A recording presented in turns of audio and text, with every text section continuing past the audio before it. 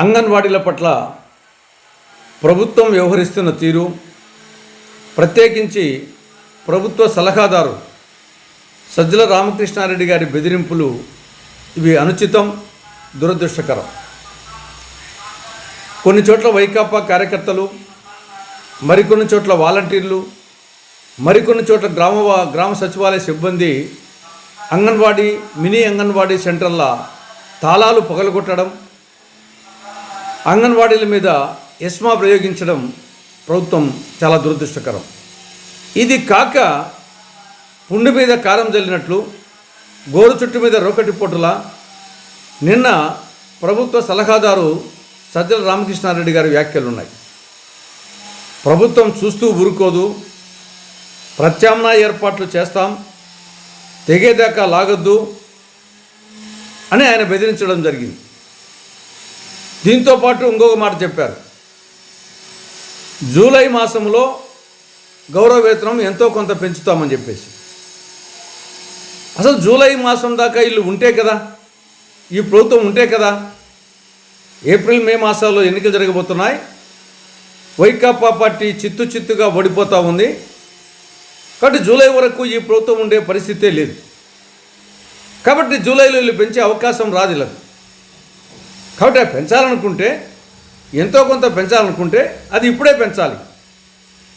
ఇప్పుడు పెంచారంట, వాళ్ళ అధికారంలో లేనప్పుడు జూలైలో పెంచుతారంట. కాబట్టి ఇప్పటికైనా ప్రభుత్వం పునరాలోచించాలి. అంగన్వాడీ వ్యవస్థ ఇది మహోన్నతమైన వ్యవస్థ.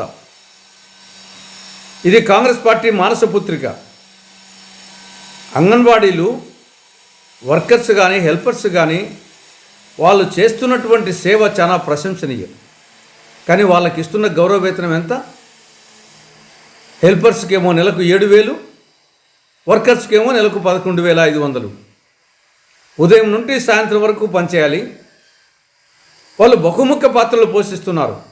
ఒక తల్లిలా, ఒక టీచర్లా, ఒక నర్సులా, ఒక డాక్టర్లా బహుముఖ పాత్రలు పోషిస్తున్నారు. కానీ ఉద్యోగ భద్రత లేదు. ఆ 7,000కు 11,500 ఇస్తున్నామని చెప్పేసి సంక్షేమ పథకాలన్నీ కట్. రిటైర్మెంట్ తర్వాత భవిష్యత్తు అగమ్యగోచరం, పెన్షన్ లేదు, గ్రాట్యుటీ లేదు. కాబట్టి వాళ్ళ డిమాండ్లు చాలా న్యాయసమ్మతం, ధర్మసమ్మతం, సమంజసం. వాటిని పరిష్కరించాల్సిన బాధ్యత ప్రభుత్వం మీద ఉంది.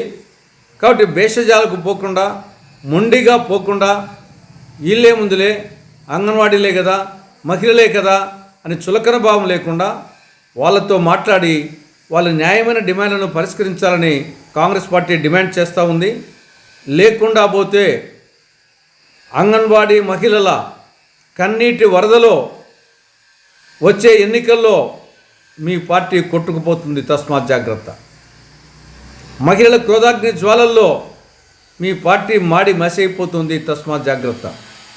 మీరు చేయకపోతే కాంగ్రెస్ పార్టీ అధికారంలోకి వస్తే అంగన్వాడీల న్యాయమైన డిమాండ్లన్నింటినీ అధికారంలోకి వచ్చిన వారం రోజుల లోపల పరిష్కరిస్తామని కాంగ్రెస్ పార్టీ హామీ ఇస్తూ ఉంది.